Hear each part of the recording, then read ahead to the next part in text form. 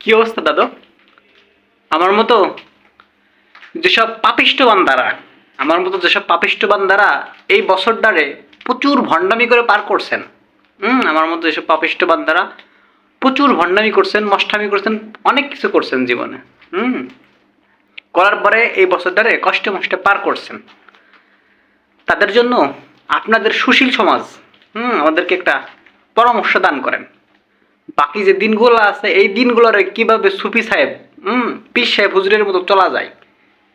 অনেক তো জীবনে ভণ্ডামি করছি না, অনেক নষ্টামি ভণ্ডামি অনেক কিছু করা হয়েছে জীবনে। এখন আসলে ভালোভাবে শান্তি মতন সুন্দরভাবে সুষ্ঠুভাবে জীবনযাপন করতে চাচ্ছে, এটা পরামর্শ দেন কিভাবে বাকি দিনগুলোরে সুন্দর করা যায়। এবং 25 সালের থেকে একসাথে নিয়ত করছি যে প্রচুর ভালো হয়ে যাবো, জীবনে অনেক পরিবর্তন নিয়ে আসবো। কোনো ধরনের কোনো ফাজলামি কোনো কিছু করা যাবে না, জীবন নিয়ে প্রচুর সিরিয়াস, প্রচুর লেখাপড়া করতে হবে, প্রচুর কিছু করতে হবে।